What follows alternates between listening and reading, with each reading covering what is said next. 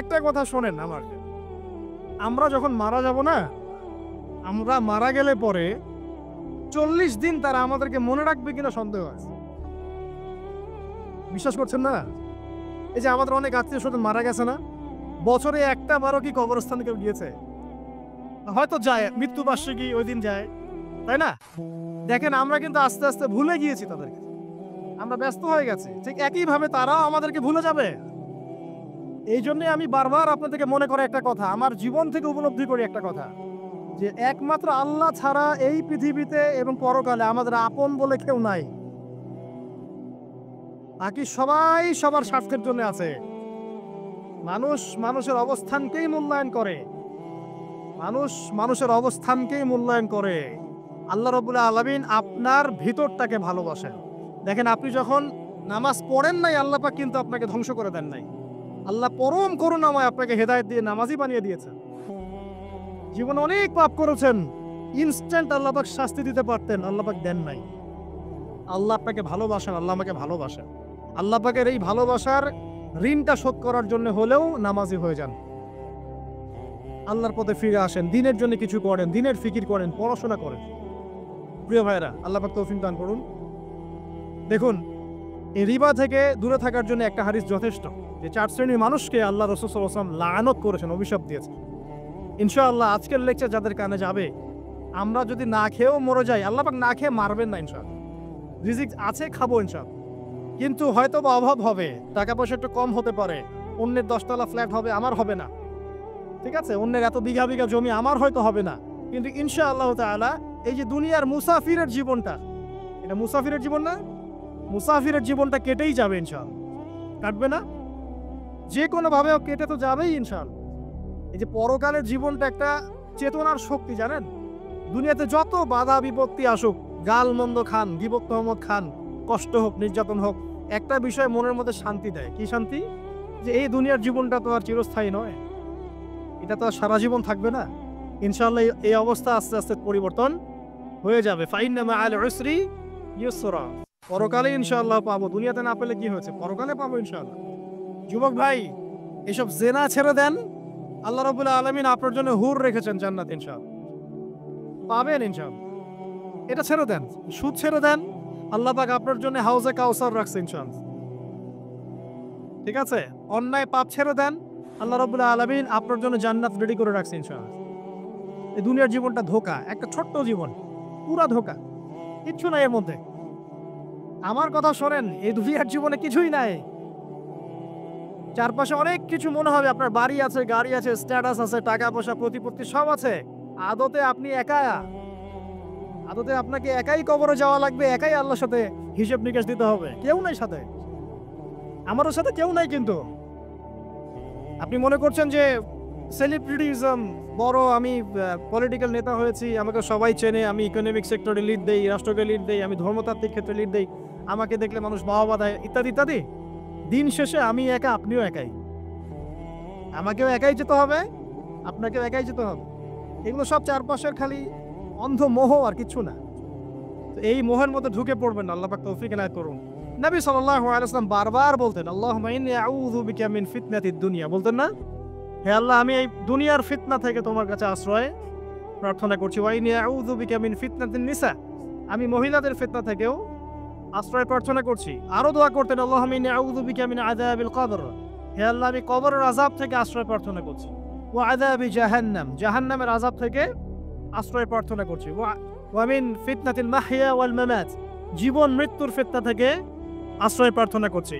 ওয়া মিন শাররি ফিতনাতিল মাসিহিদ দাজ্জাল, এবং দাজ্জালের ফিতনা থেকে আশ্রয় প্রার্থনা করছি। দাজ্জালে পরে আসবো ইনশাআল্লাহ। দাজ্জাল নিয়ে আলোচনা করলে আবার কিছু মানুষ খারেজি ট্যাগ লাগাই দিতে পারে, ওই জন্য এদিকে আমি এখন যাচ্ছি না। হ্যাঁ, সামনে আসি। রিবা, রিবার বিষয়টা বলছিলাম। আইয়ামে জাহিলিয়াতের যে সেই রিবা এখনকার বিশ্বে আছে কি নাই বলেন? ওই সময় না হয় মক্কায় ছিল, এখন কি সারা বিশ্বব্যাপী নাই? বিশ্বের কোনো কান্ট্রি রিবা মুক্ত না, বিশ্বের কোনো দেশ রিবা থেকে মুক্ত থাকতে পারবে না, এই বিশ্ব পরিচালনা যারা করছে ওদের আন্ডারে থাকলে। কখন হবে বিশ্ব রিবা মুক্ত? একদিন বিশ্ব রিবা মুক্ত হবে ইনশাআল্লাহ, একদিন না একদিন এই বিশ্বটা সুদ মুক্ত হবে ইনশাআল্লাহু তাআলা। তখন জালেম পার পাবে না, মাজলুমের রক্ত শ্রম বৃথা যাবে না ইনশাআল্লাহ। কবে কত বছর পর আমি জানি না, কিন্তু এতটুকু জানি যে মালহামার পরে যখন আল মাহদি আসবেন এবং তারপর যখন মাসিহুদ দাজ্জাল বের হবে এবং ঈসা ইবনে মারইয়ামকে আল্লাহ পাক নামিয়ে দিবেন, তার হাতে যখন দাজ্জাল নিহত হবে এবং জেরুজালেম থেকে যখন পুরো বিশ্ব শাসন করা হবে মুসলিমদের হাতে, তখন রিবা বলে কিচ্ছু থাকবে না পৃথিবীর। তার আগ পর্যন্ত এই অবস্থা সলভ হবে কিনা আমরা জানি না, হতেও পারে নাও হতে, তবে ওই সময় যে হবে নিশ্চিত ইনশাআল্লাহ। আসুন, আইয়ামে জাহিলিয়াতের আরেকটা বড় পাপ ছিল যে এক ভাই বলেছেন, সেটা হচ্ছে নারীর অবমাননা। কে বলেছে এই কথাটা? সামনে একজন। হ্যাঁ, আইয়ামে জাহিলিয়াতের অন্যতম একটা সেরা পাপ ছিল কি? নারীর অবমাননা। এটা নিয়ে কি বলতে হবে? এখন ধর্মের মধ্যেও আমরা নারীদেরকে অবমাননা করছি। বহু নামাজি ব্যক্তি আছে আমাদের মধ্যে, দেখবেন বোনের সম্পত্তি দেয় নাই, মেয়েকে শিক্ষিত করতে চাচ্ছেন না। কেন চাচ্ছেন না? ওর কি অধিকার নাই শিক্ষার? আপনি কি জানেন যে আয়েশা রাদিয়াল্লাহু আনহার কাছে বহু সাহাবী হাদিসের তালিম নিয়েছেন, বহু হাদিস শিখিয়েছেন কে? মা আয়েশা রাদিয়াল্লাহু আনহা। তো তিনি যদি শিক্ষিত না হতেন, শেখাতে পারতেন? তো মেয়েদের শিক্ষার দরকার আছে না? হ্যাঁ, কি বিষয় দরকার? তাদের উপযুক্ত পরিবেশ নিশ্চিত করতে হবে, নিরাপত্তা, পর্দা এগুলো নিশ্চিত করতে হবে। তারপরে মেয়েদেরকে আপনি অবশ্যই শিক্ষিত করুন। ঘরের কোণায় বসে রাখতে কে বলেছে? আপনি নিরাপদ পরিবেশ দেন, পর্দা দেন, তারা মাদ্রাসা যাবে, পড়াশোনা করুন। ঠিক আছে? আল্লাহ পাক আমাদের মা বোনদেরকে শিক্ষিত করার তৌফিক দান করুন, আমিন। ভালো ভালো কোয়ালিটি সম্পন্ন মহিলা মাদ্রাসা গড়ে তোলে। আর মেয়েরা যদি শিক্ষিত না হয়, তাহলে আমাদের বাড়ির বউরা শিক্ষিত হবেন। আর বউ শিক্ষিত না হলে আপনি একা শিক্ষিত হয়ে লাভ নাই। তখন ওই যে বললাম টর্চার সেল, ওই টর্চার সেলে ঢুকতে হবে আর কি। কথা বুঝতে পারছেন না? আগে বিয়ে শাদী করেন, বুঝবেন ইনশাআল্লাহ। আর যারা করেছেন তারা অলরেডি হাসছে যে মিটমিট করে দেন। ঠিক আছে? আচ্ছা, সামনে আসেন। দেখেন মেয়েদের অবমাননা কিভাবে দেখাবো। সবচেয়ে বড় অবমাননা হচ্ছে ওদের দেহটাকে আমরা এখন পণ্য বানিয়েছি। এই যে পর্নোগ্রাফি দেখেন, এই মেয়েগুলোর ইজ্জতের কোনো দাম নাই। মানে তাদের দেহটাকে একটা ব্যবসার সামগ্রী বানানো হয়েছে। এবং আমি একটা লেকচার দিয়েছিলাম ঢাকায়, নীল দর্পণ, দেখবেন অনলাইনে আছে। ওখানে আমি স্ট্যাটিস্টিক দেখিয়েছি যে সারা বিশ্বে এই যে আমেরিকায় শুধুমাত্র $12 বিলিয়ন ব্যবসা করে পর্ন দিয়ে। এটা একটা ব্যবসা, একটা ইন্ডাস্ট্রি। যেমন ফিল্ম ইন্ডাস্ট্রি আছে, তারপরে গানের ইন্ডাস্ট্রি আছে না, এরকম একটা ইন্ডাস্ট্রি হচ্ছে এই পর্ন ইন্ডাস্ট্রি। এখানে সবাই অ্যাক্টর অ্যাক্ট্রেস, এরা হচ্ছে অভিনেতা অভিনেত্রী। এখানে যা দেখানো হয় এগুলো কিন্তু রিয়েল না, বাস্তব না, সব ফেক। বুঝতে পারছেন না কথা? এগুলো অভিনয়, এগুলো ফেক।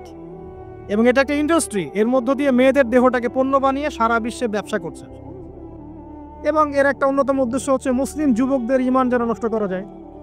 কারণ মুসলিম যুবকদের ঈমান চলে গেলে তারা নিশ্চিন্ত যে ওদের পথে আর কেউ বাধা নাই। কারণ ওদের এই জুলুমের পথে বাধা যদি কেউ দিতে পারে, তাহলে কারা দিবে? মুসলিমরা। আর মুসলিমদের মধ্যে সবচেয়ে শৌর্যবীর্য কাদের মধ্যে থাকে? যুবকদের মধ্যে। যুবকদের ঈমান যদি চলে যায়, তাহলে এদের আর কোনো সমস্যা নাই। এই বিষয়টা খেয়াল করবেন যে এটা একটা ইন্ডাস্ট্রি। সো এখানে আমরা মেয়েদের দেহটাকে আমরা কি বানিয়েছি? পণ্য বানিয়ে দিয়েছি। আর এখন তো চলছে কাপড় খোলার সংস্কৃতি। প্রত্যেকটা সেক্টরে আপনি গিয়ে দেখবেন মেয়েদের ইজ্জত, সম্মান, আব্রুটাকে উন্মুক্ত করে এটাকে দিয়ে আমরা বিজনেস করছি। এটাকে বিজনেস। এখানে সমাধান কি? সমাধান আয়েশা রাদিয়াল্লাহু আনহা। সমাধান কে? সমাধান ফাতিমা রাদিয়াল্লাহু আনহা। সমাধান কে? সমাধান খাদিজা রাদিয়াল্লাহু আনহা। আমাদের মা, আমাদের বোন, আমাদের স্ত্রীদেরকে তাদের মতো করে মানুষ করতে হবে, গড়ে তুলতে হবে ইনশাআল্লাহ। দেখবেন নারীর সত্যিকারের সম্মান নিশ্চিত হবে ইনশাআল্লাহ। ইসলাম কি কখনো বলেছে যে মেয়েরা কাজ করতে পারবে না, পড়াশোনা করতে পারবে না ইত্যাদি? এই নাস্তিকরা তথ্যন্ত যুক্তি দিয়ে আক্রমণ করে। কে বলেছে সমস্যা? এমন ইসলামিক স্টেট আছে যেখানে একটা স্টুডিও, মনে করে স্টুডিও, ছবি তোলা হয়, কথার কথা, সেখানে সব কর্মী মহিলা, কোনো পুরুষ নাই। একটা মাদ্রাসা, সমস্ত কর্মী মহিলা, কোনো পুরুষ নাই। একটা স্কুল, সবাই মহিলা, কোনো পুরুষ নাই। ওখানে মেয়েরাই পড়ে, মেয়েরাই শেখায়। জায়েজ না জায়েজ বলেন? একটা নিরাপদ পরিবেশে যদি মেয়েরাই মেয়েদের দায়িত্ব নিয়ে পড়াশোনা করায়, ব্যবসা করে, অন্য কিছু করে, জায়েজ না জায়েজ? তাহলে পরিবেশ নিশ্চিত করাটা হচ্ছে চ্যালেঞ্জ। ইসলাম বলছে না যে আপনি তাকে একদম অজ্ঞ করে রেখে ঘরের কোণে ফেলায় রেখে দেন, তাকে আপনি পড়াশোনাও শেখাবেন না, সম্পত্তির অধিকারও দিবেন না, কিছুই না। এগুলো ইসলাম কখনো বলেনি। বলেছে? আরে বোকা মানুষ, রাসূলুল্লাহ সাল্লাল্লাহু আলাইহি ওয়াসাল্লামের সময় তো মহিলা সাহাবীরা উহুদের যুদ্ধও করেছে। কি শুনলেন? রাসূল সাল্লাল্লাহু আলাইহি ওয়াসাল্লামের সময় মহিলা সাহাবী উহুদের যুদ্ধও করেছে। উহুদের যুদ্ধের নাম শুনেছেন? ওখানে মহিলা সাহাবীও ছিল তীরন্দাজ। তাহলে মহিলাটা কি করে নাই নবীর যুগে? আর খাদিজা রাদিয়াল্লাহু আনহা যত বড় ব্যবসায়ী ছিলেন, এখন এত বড় ব্যবসায়ী পাবেন? কোন মেয়ে আছে এত বড় ব্যবসায়ী?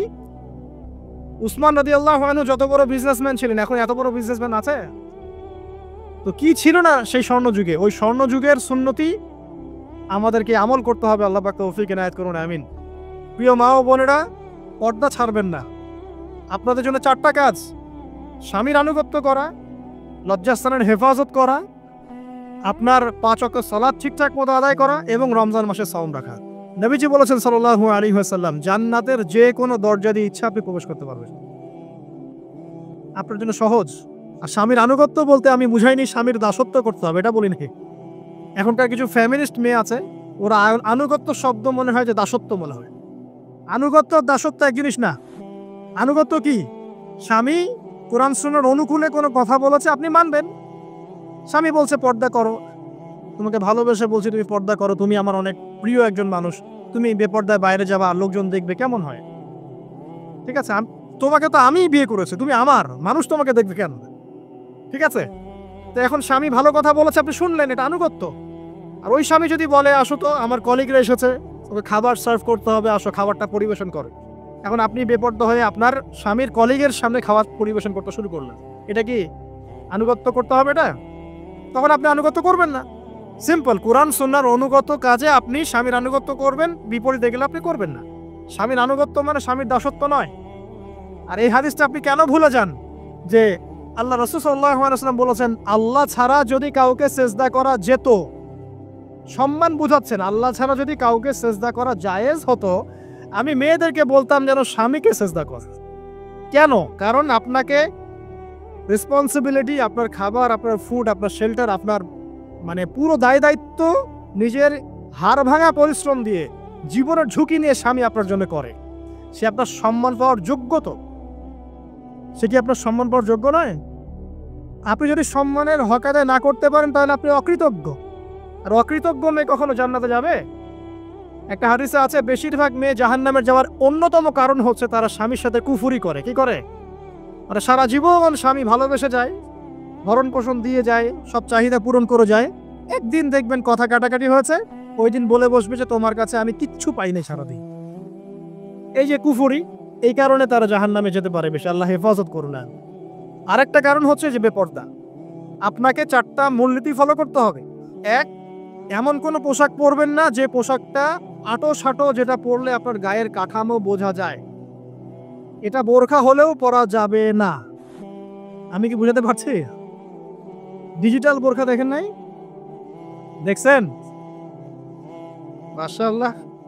আর কারা কারা দেখছেন? এদিকে চোখ বেশি যায় না? আচ্ছা, এমনি দেখা যায়, চোখ দিতে হয় না, এমনি দেখা যায়। ডিজিটাল বোরখা চলবে না, ডিজিটাল বোরখা চলবে না। আমার মত, এটা আমি মত দিচ্ছি, আমি আল্লাহর রাস্তায় সময় দিয়েছি অনেক দিন, এবং এখানে যে পর্দাটা শেখানো হয় এরকম পর্দা আমি অন্য কোথাও দেখিনি। এত চমৎকার পর্দা শেখানো হয়। কারা কারা সময় লাগিয়েছেন? 3 দিন 7 দিন সময় দিয়েছেন কারা কারা? বেশিরভাগই দেন নাই। সমস্যা নাই, দিতে হবে, আমি বাধ্যতামূলক বলিনি আপনাকে।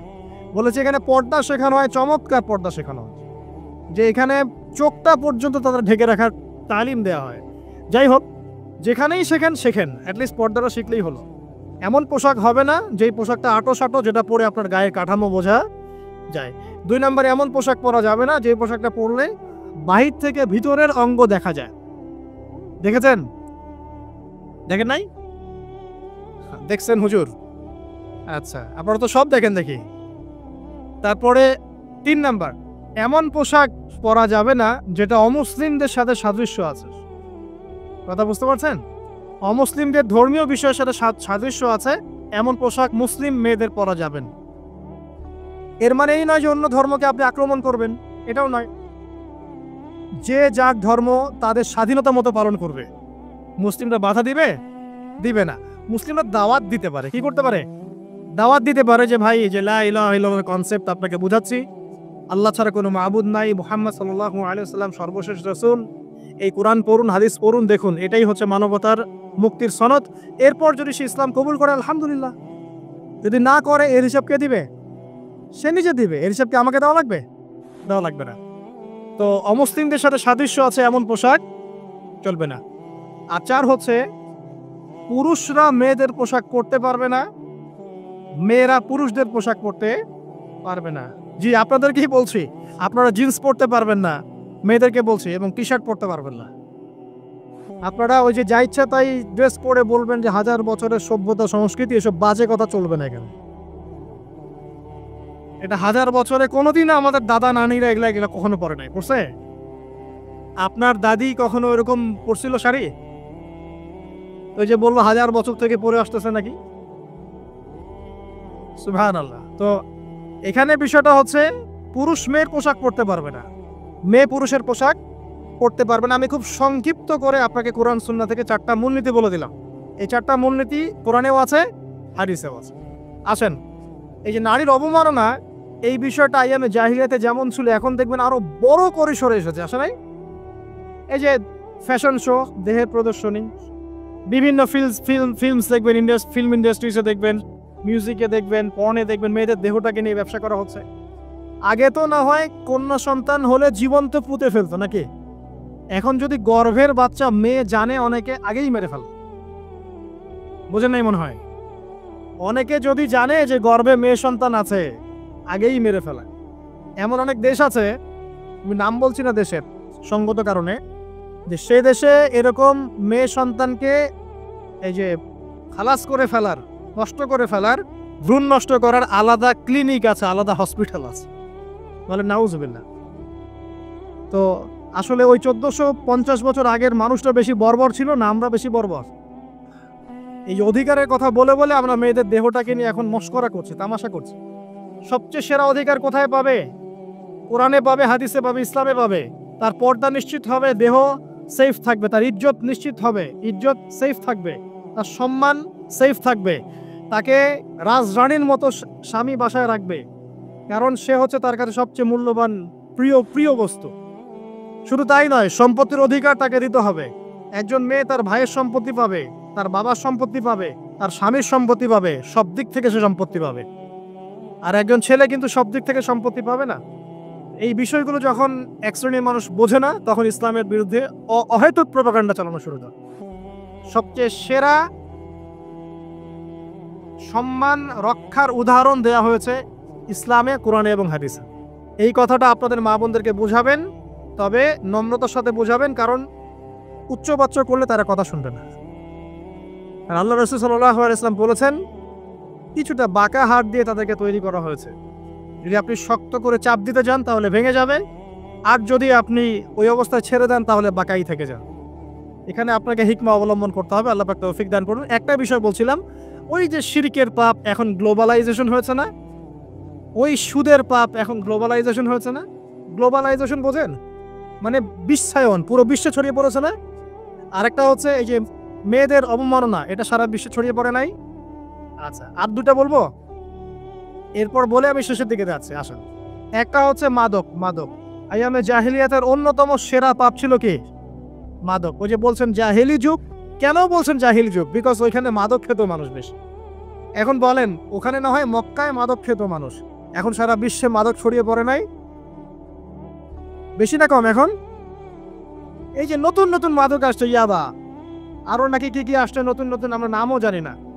এই যে গাজার নাম জানি, ফেন্সিডিলের নাম জানি, আর কি কি আছে, হিরোইন, বলেন আপনি একটা, আফিম, আর কি আছে? হ্যাঁ, রেন্ডি, সুবহানাল্লাহ, এই নামও কখনো শুনি নাই আমি। আচ্ছা শোনেন, বিষয়টা হচ্ছে, দেখুন এই বিষয়টা কি হালাল না হারাম? আচ্ছা, এটাকে যদি আমরা হালাল করে নেই তাহলে কি হবে? কুফরি হবে না শিরক হবে? শিরক কুফর দুটোই হচ্ছে। কিন্তু এখন মক্কার কিছু মানুষ মাদক খেয়েছে বুঝলাম, আল্লাহ রাব্বুল আলামিন ধাপে ধাপে এখান থেকে বের করেছেন। প্রথমে বলেছেন মদ খেয়ে নামাজের ধার কাছে যেও না। হ্যাঁ, তারপরে বলেছেন এই যে মাদকে কিছুটা উপকার আছে কিন্তু বেশি ক্ষতি। তারপর বলেছেন খেয়ে নামাজের কাছে যেও না। তারপর ধাপে ধাপে শেষের দিকে এসে আল্লাহ পাক বলেছেন যে এটাকে ছেড়ে দাও। সূরা মাইদায় পড়ে দেখেন এটা শয়তানের কাজ। তখন সাহাবায়ে কেরাম রাদিয়াল্লাহু আনহুম পুরোপুরি মাদক থেকে নিজেদেরকে মুক্ত করলেন। এরপরে কি কখনো তারা মাদক ছুঁয়েও দেখেছেন? বরং মাদক দ্রব্য সেবন করলে 40টা লাঠি বেত্রাঘাত করতে হয় ইসলামিক শাস্তি। কয়টা লাঠি? আর ওমর রাদিয়াল্লাহু আনহুর সময়ে 40 লাঠিকে বাড়িয়ে 80 লাঠি করা হয়েছিল। কত লাঠি? 80 লাঠি। কিন্তু আরো একটা পাপের শাস্তি আছে, বলবো? অপবাদ। এখন যেটা বেশি দেওয়া হয়, অপবাদ, মিথ্যা অপবাদ। সতী সাধী নারীর উপরে মিথ্যা অপবাদ, এর শাস্তি হচ্ছে 80 লাঠি। আবার 100 লাঠির শাস্তি আছে। 100 লাঠি। এটা কিসের জানেন? জিনা। জিনা এই যে যারা করছেন, এর শাস্তি হচ্ছে 100 লাঠি। তাও জনসম্মুখে দিতে হবে, গোপনে না। আর 1 বছরের জন্য এলাকা ছাড়া করতে হবে। রজম একটা শাস্তি আছে, রজম। এটা কি? রজম মানে পাথর নিক্ষেপ করে হত্যা। এটা তো বর্বর, তাই না? অমানবিক, মধ্যযুগীয়। এসব কথা শুনছেন না? শোনেন, কিছু কিছু বিষয় আছে যে বিষয়গুলো করার পরে এই পৃথিবীতে মানুষ বেঁচে থাকার অধিকারটা হারিয়ে ফেলে। কথা বুঝতে পারছেন না মনে হয়? কিছু কিছু পাপ আছে, এগুলো করলে পরে মানুষ এই পৃথিবীতে বেঁচে থাকার অধিকারটা হারায় ফেলে। যেমন কোনো বিবাহিত ব্যক্তি যদি জেনা করে, নাউজুবিল্লাহ। কোনো ছেলে যদি কোনো ছেলের সাথে যৌন সম্পর্ক করে, সমকামী করে, বা এটাকে যেটা গে মানে যেটা কি বলে, সমকামিতা, ঠিক আছে? এই কাজ যদি কেউ করে, নোংরা কাজ যদি কেউ করে, কোনো মেয়ে যদি কোনো মেয়ের সাথে এরকম কোনো কাজ করে, একই পাপ। এইসব পাপ করলে পরে এই পৃথিবীতে বেঁচে থাকার অধিকারটা সে হারিয়ে ফেলে। কথা কি বুঝতে পারছেন? আচ্ছা, তখন শাস্তি হচ্ছে আল্লাহ রাব্বুল আলামিন পাথর নিক্ষেপ করে হত্যা করতে বলেছেন। কারণ হচ্ছে সে এত গর্হিত একটা কাজ করেছে যেটা এই শাস্তি পাওয়ার সম্পূর্ণ যোগ্য। এবং কওমে লূত নামে যে কওম ছিল, ওই কওমটাকে আসমানে উঠিয়ে আল্লাহ পাক পাথর বর্ষণ করে এভাবেই শেষ করে দিয়েছেন। জর্ডান একটা দেশ আছে না, জর্ডান? জর্ডানের পাশে ডেড সি নামে একটা জায়গা আছে, ডেড সি, মৃত সাগর। ওইখানে সাদুম নামে একটা গোত্র থাকতো। কোন গোত্র? সাদুম। ওই সাদুম গোত্র এরকম সমকামী ছিল। আল্লাহ রাব্বুল আলামিন লূত আলাইহিস সালামকে পাঠিয়েছিলেন, তারা হেদায়েতের বাণী শোনে নাই। আল্লাহ পাক ওদেরকে আসমানে উঠিয়ে পাথর নিক্ষেপ করে উল্টা দিকে দাফন করে দিয়েছেন। নাউজুবিল্লাহ। কিছু কিছু পাপ আল্লাহ পাক সহ্য করেন না, আল্লাহ পাকের আরশ কেঁপে ওঠে। এই পাপগুলো সেরকম পাপ। কথা বুঝতে পারছেন?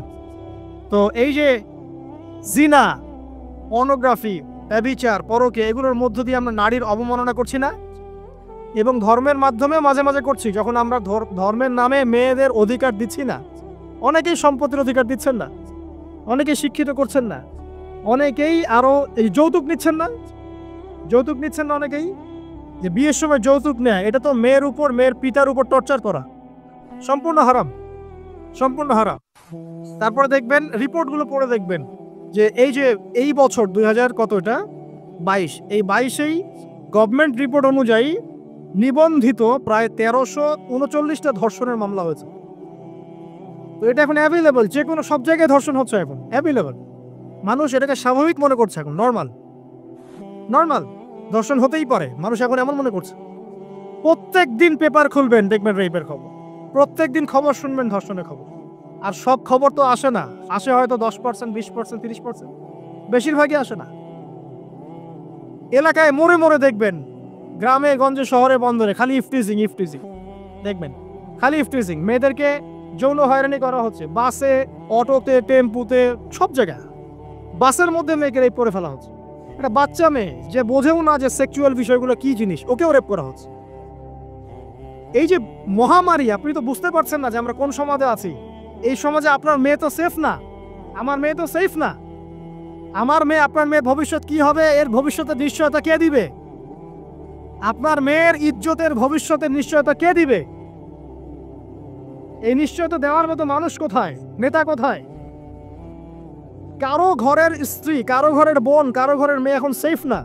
যে কোনো জায়গায়, যে কোনো বাসে, ট্রাকে, ট্রেনে, অটোতে, সব জায়গায় হতে পারে। আর এগুলোকে আমরা প্রমোট করছি, এখন নগ্নতাকে প্রমোট করছি, পর্নকে প্রমোট করছি। এই নগ্নতা, পর্ন, এসব দিয়ে মানুষের মাথাটাকে পুরো জানোয়ার বানিয়ে ফেলা হয়েছে। পণ দেখাতে দেখাতে ছেলেদের মাথাটাকে জানোয়ার পশু বানিয়ে ফেলা হয়েছে। এরা এখন বোঝে না যে মেয়ে কি জিনিস, মা কি জিনিস, বোন কি জিনিস, তাও বোঝেন না। ভাই ভাই বোনের সাথে জেনা করেছে, চাচাতো বোন চাচাতো ভাইয়ের সাথে জেনা করছে, চাচাতো ভাই ফুফাতো বোনের সাথে জেনা করছে। রংপুরের খবর শুনলাম যে মায়ের সাথে ছেলেও জেনা করেছে, নাউজুবিল্লাহ। এগুলো কেন হচ্ছে? এই মহামারী কেন হচ্ছে? কি সমাধান দিবে? সমাধান ইসলামের ছিল, আমরা নেই নাই।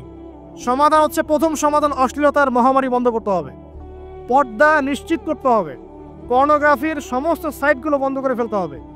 আজকের নিউজ দেখেছি আমি, এটা আমি ধন্যবাদ জানাই বাংলাদেশ গভর্নমেন্টের যে তথ্য প্রযুক্তির যে সেন্টার আছে, প্রায় 26,000 পর্ন সাইট তারা বন্ধ করে দিয়েছে, আলহামদুলিল্লাহ। তো কথা বললে তো কাজ হবে, কথা না বললে কাজ হবে কিভাবে? 26,000 পর্ন সাইট তারা বন্ধ করে দিয়েছে।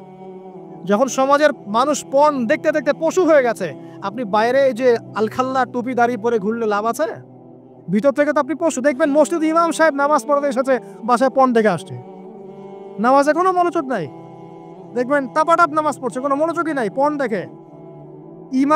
ইমানের আলোচনা করবেন, খুব লাফালাফি করলো, 2 দিন পর দেখবেন কোনো খবর নাই, পর্ন দেখতে দেখতে ভিতরটা শেষ, ড্যামেজ।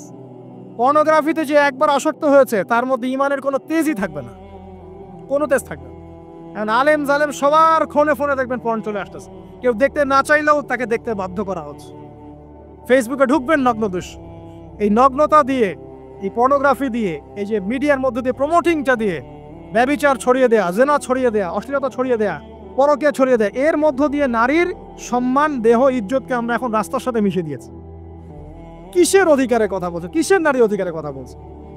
খালি ডিগ্রি সার্টিফিকেট অর্জন করতে পারলেই অধিকার হয়? আমার তো ইজ্জতই ঠিক থাকলো না, আমার অধিকার কোথায় থাকলো? একটা সার্টিফিকেট অর্জন করার জন্য কলেজের মেয়েদেরকে বড় বড় নেতার বেডরুমে ঢুকানো হচ্ছে, দেখেন নাই? তো একটা সার্টিফিকেট অর্জন করতেই হবে আমাকে, নিজের ইজ্জত বিক্রি করে দিয়ে হলেও আমার সার্টিফিকেট অর্জন করতেই হবে। লাথি মারি এসব পড়াশোনার পিছনে, দরকার নেই আমার পড়াশোনা। হচ্ছে বাসায় এলাকায় এলাকায় মহিলা মাদ্রাসা করেন, মাদ্রাসায় মেয়েদেরকে পড়ান। আমি খুব দুঃখের সাথে বলছি, অনেক মাদ্রাসাতেও এরকম ঘটনা কিন্তু ঘটেছে না?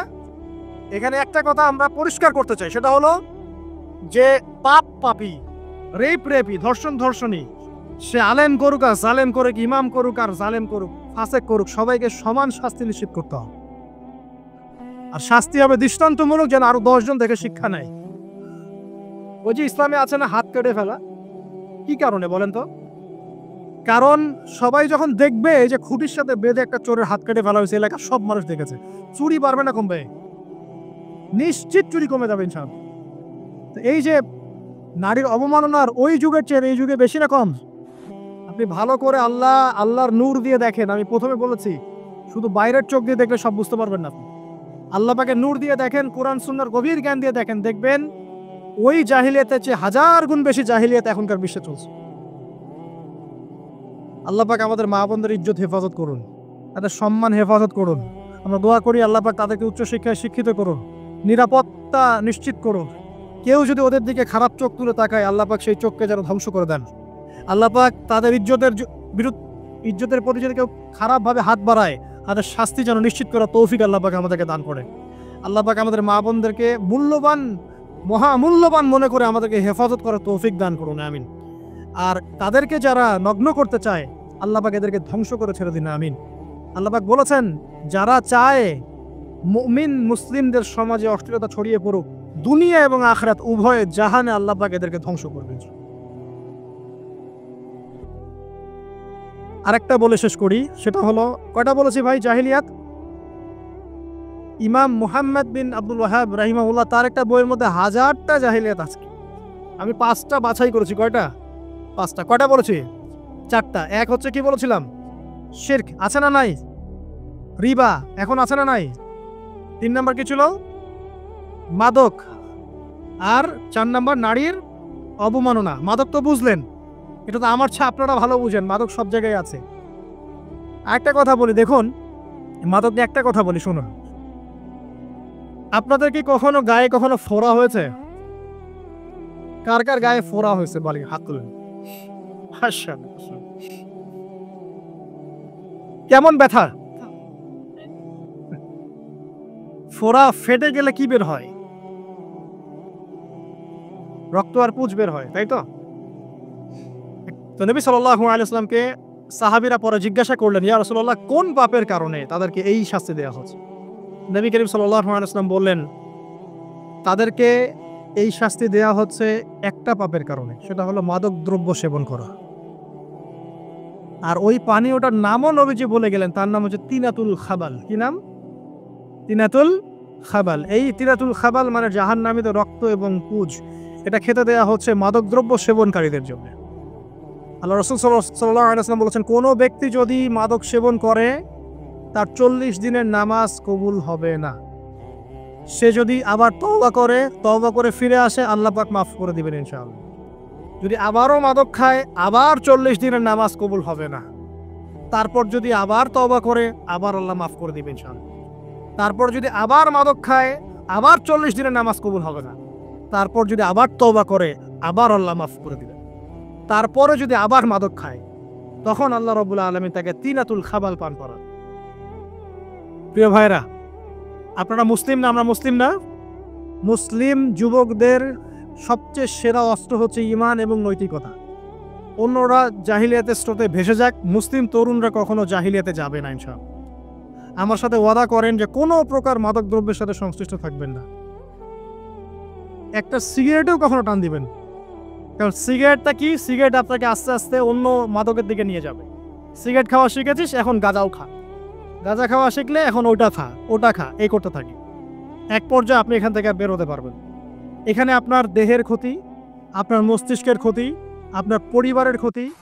এমন আপনি যদি পরবর্তীতে গিয়ে পরিবার গঠন করতে চান, আপনি সুখী পরিবারও গঠন করতে পারবেন না, কারণ ভিতর থেকে আপনি নিজেকে শেষ করে ফেলছেন। দুইটা ভয়ঙ্কর পাপের কথা বলে দেই। এই দুইটা পাপে যারা আসক্ত হয়ে আছে, তারা তওবা করে ফিরে আসলে পরেও সারা জীবন তাদেরকে এটা সাফার করতে হবে। কথা বুঝতে পারছেন না?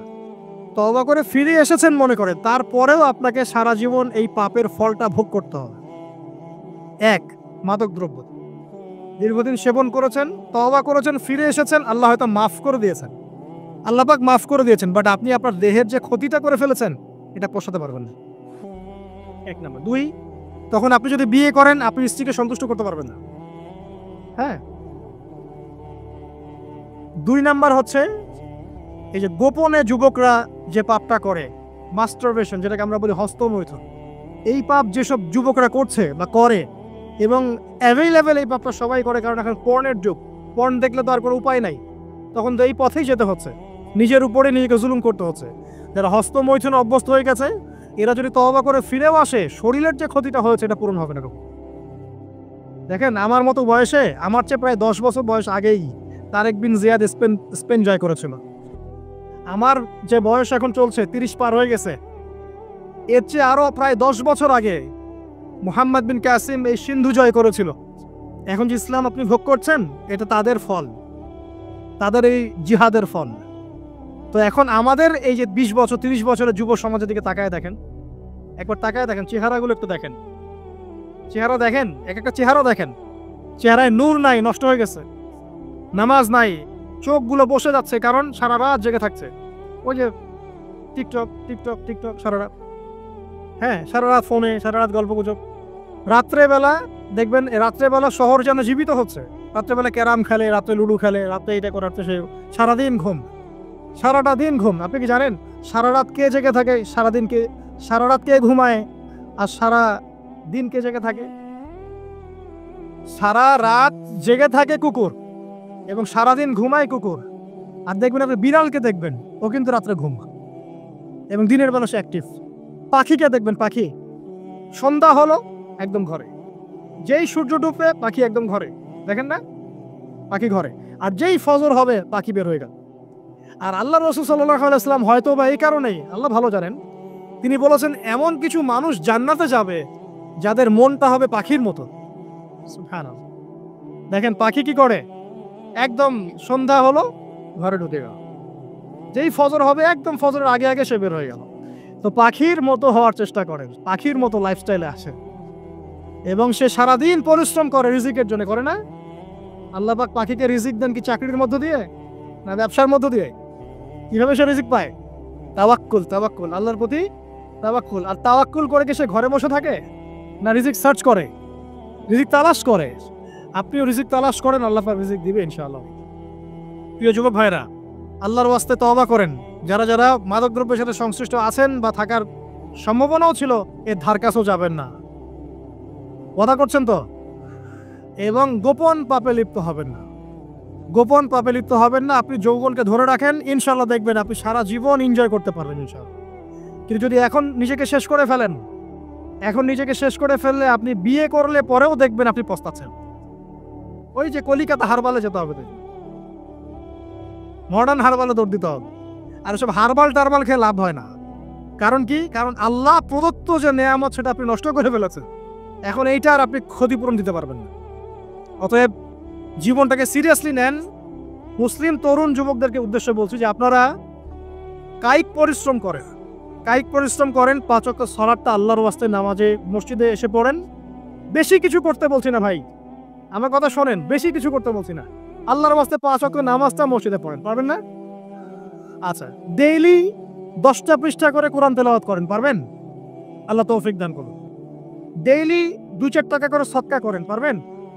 আচ্ছা, প্রত্যেক দিন কিছু দাওয়াতি কাজ করেন। আমর বিল মারুফ, সৎ কাজের আদেশ করবেন, নাহি আনিল মুনকার, অসৎ কাজে নিষেধ করুন। পারা যাবে ইনশাআল্লাহ।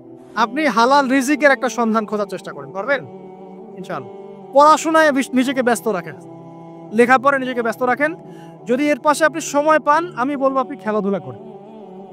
যদি সময় কিছু বের করতে পারেন, কায়িক কিছু পরিশ্রম করেন, প্রয়োজনে কিছু কসরত করেন, জিম করেন, খেলাধুলা করেন। তারপরেও পড়নে যায় না, তারপরেও গার্লফ্রেন্ডের পিছনে সময় নষ্ট করেন না, তারপরেও যে টিকটক, ফেসবুক, ইউটিউব নিয়ে পড়ে থাকেন, ওগুলোর চেয়ে খেলাধুলা করা অনেক ভালো আছে। অ্যাটলিস্ট আপনি ফিজিক্যালি ফিট থাকবেন।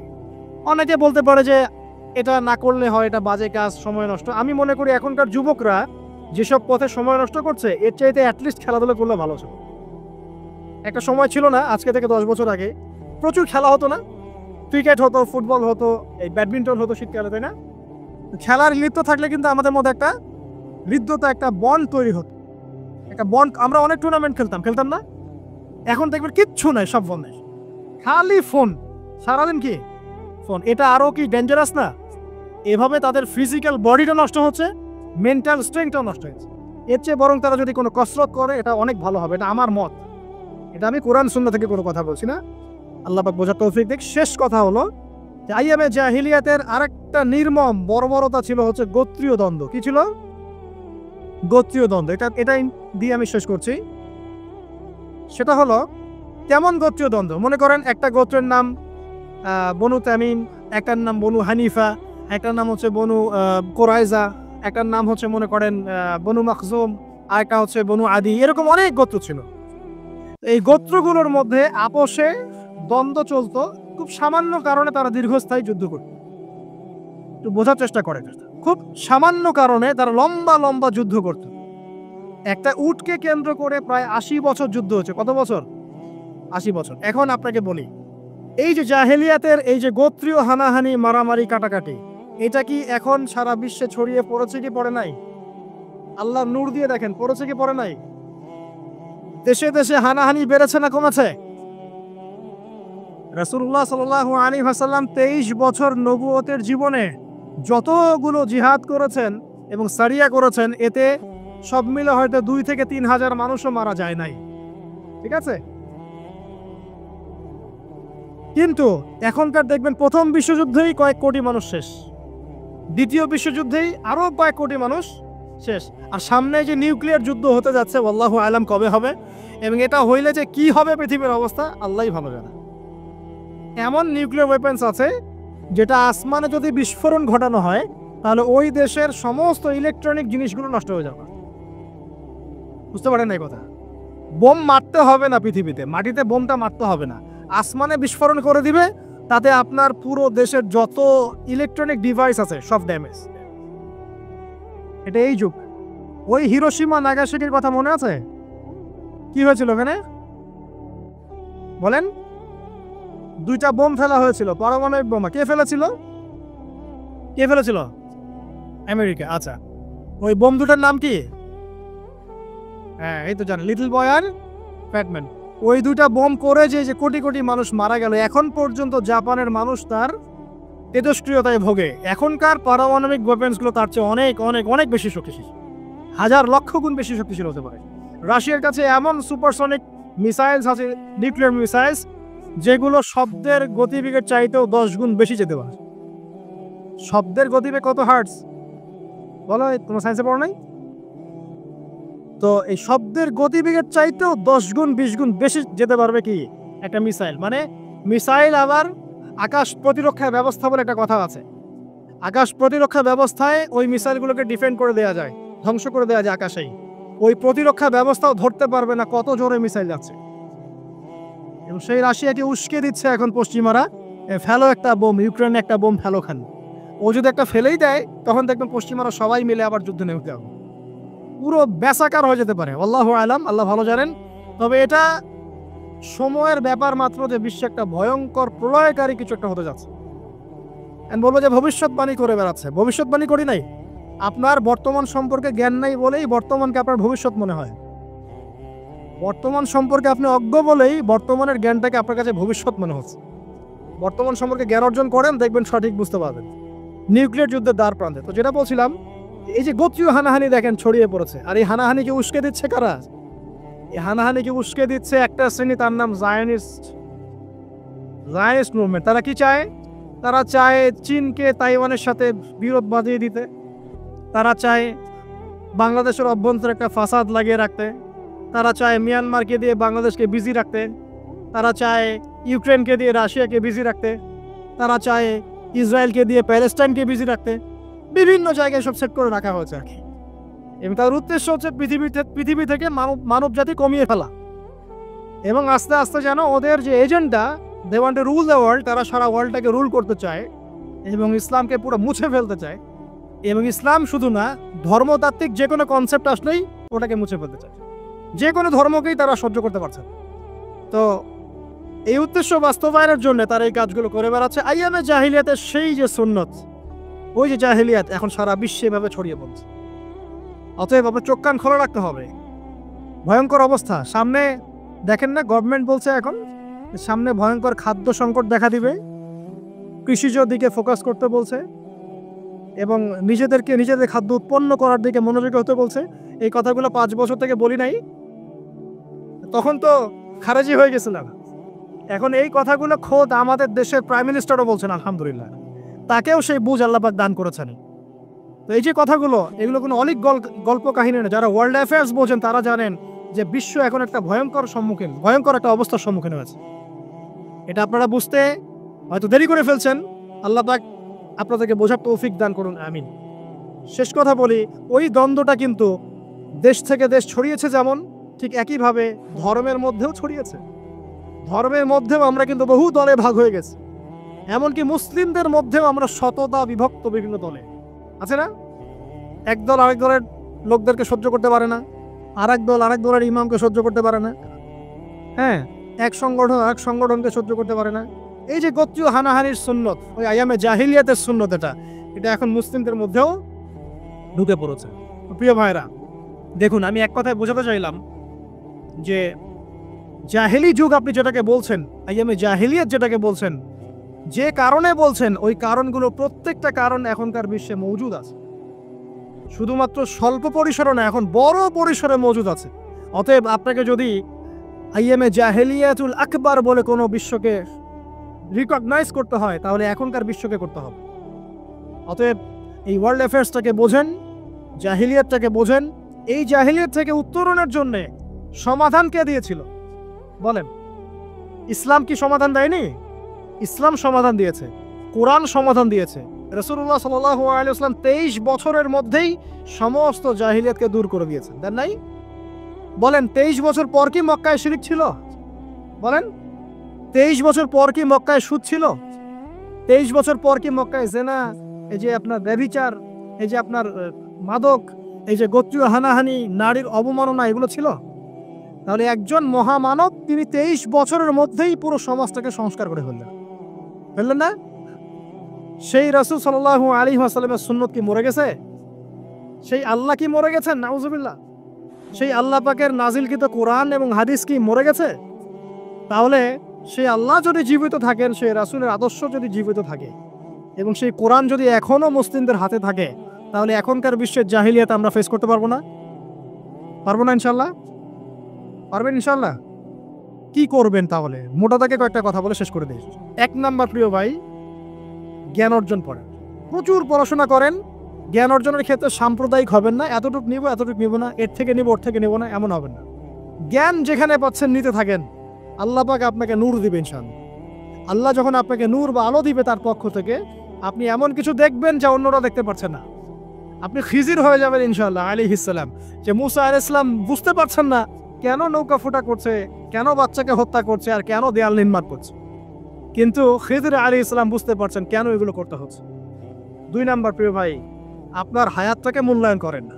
আজকে তওবা করে ফিরে আসেন, 5 ওয়াক্ত নামাজি হয়ে যান, সময় অপচয় বন্ধ করেন, যৌবনকালটাকে কাজে লাগান, সিরিয়াস হন, জীবনটার ব্যাপারে সিরিয়াস হন। জীবনটা কিন্তু হেলায় খেলার বিষয় না। একবার চলে গেলে, একবার মৌত হয়ে গেলে কান্নাকাটি কোটি কোটি বছর করলে আল্লাহ পাক আর দ্বিতীয়বার পৃথিবীতে ফিরাই দিবে না, দিবে? তো কি কারণে আমরা আমাদের সময়টাকে হেলায় নষ্ট করছি? সুযোগ আছে কোনো সুযোগ নাই।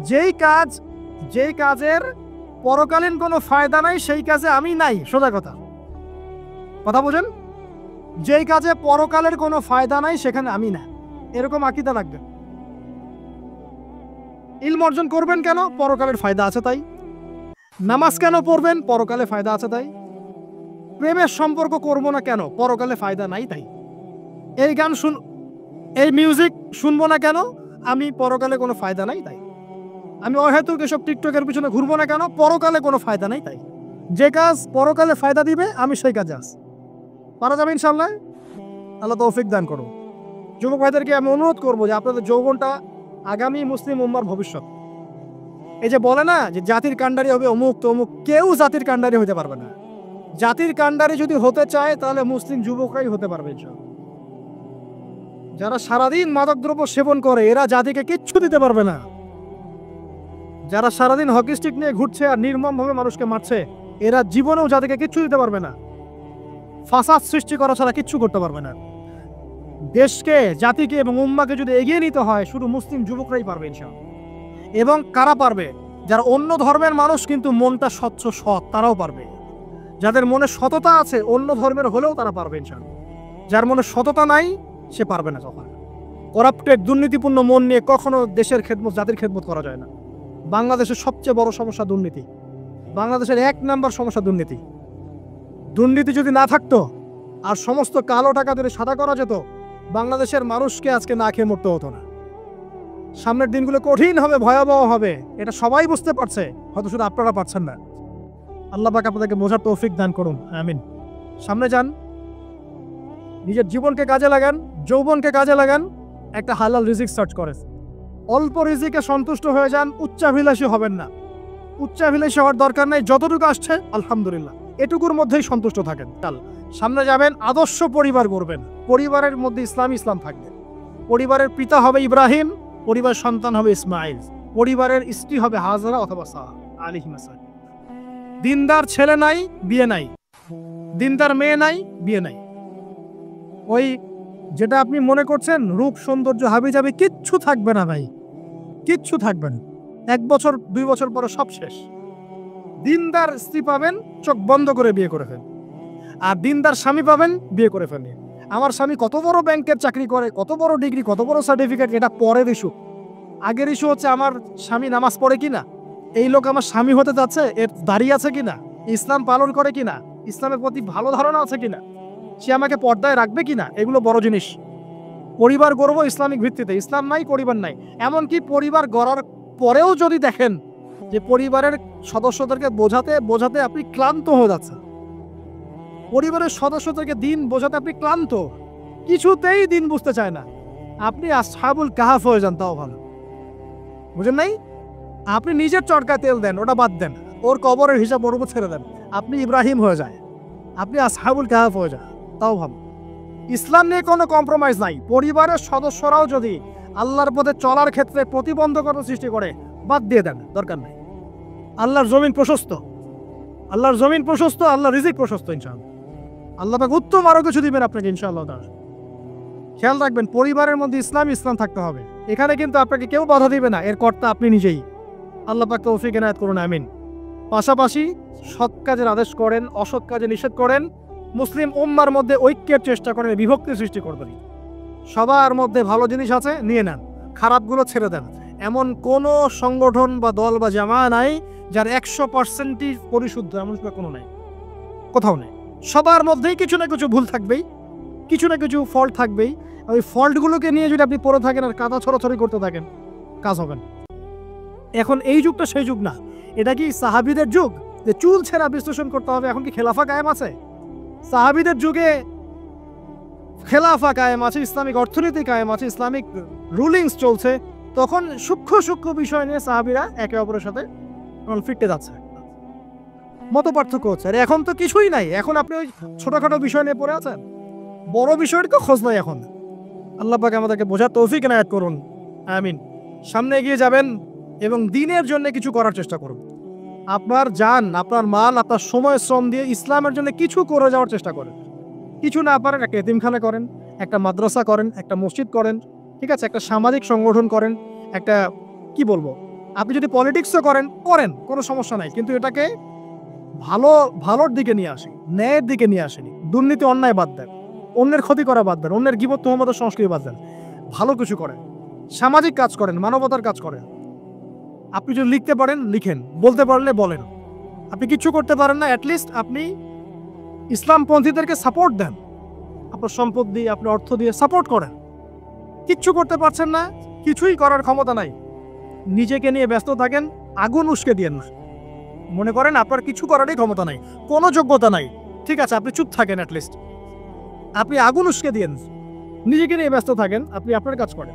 আল্লাহ পাক আমাদের সবাইকে দিনের জন্য কিছু করার তৌফিক দান করুন, আমিন। আর সবশেষ কথা হচ্ছে যে বর্তমান অর্থনীতি, সমাজনীতি, বিশ্ব ওয়ার্ল্ড পলিটিক্স, এগুলো খুব ভালো করে পড়াশোনা করবেন, করে কোরআন সুন্নাহর সাথে মেলাবেন, আখিরুজ জামানের হাদিস এবং আয়াতগুলোকে স্টাডি করেন, সমসাময়িক প্রেক্ষাপটের সাথে এই পরিস্থিতিগুলো মেলানোর চেষ্টা করেন। দেখবেন আপনার চোখ আল্লাহ খুলে দেবে ইনশাআল্লাহ। এবং ইনশাআল্লাহ আযজা ওয়া জাল আপনি এমন কিছু সলিউশন জাতির সামনে উপস্থাপন করতে পারবেন যেটা আর 10 জন পারছে না ইনশাআল্লাহ। সর্বপ্রথম কথা, ব্যক্তিকে পরিশুদ্ধ করি, আত্মশুদ্ধি অর্জন করি, আল্লাহর হুকুম আহকামগুলো পালন করি, পরিবার গঠন করে হালাল রিজিক সার্চ করি। এরপরে আমি দিনের জন্য কিছু করার চেষ্টা করি। যদি আল্লাহ পাক আমাকে আরও বেশি যোগ্যতা দেন, তখন আরও বড় পরিসরে দিনের খেদমত করার তৌফিক আল্লাহর পক্ষ থেকে চেয়ে নেই, আল্লাহ পাক কবুল করবেন ইনশাআল্লাহ আযজা ওয়া জাল। আজকের মতো আমরা আর লম্বা করছি না, এখানে শেষ করছি।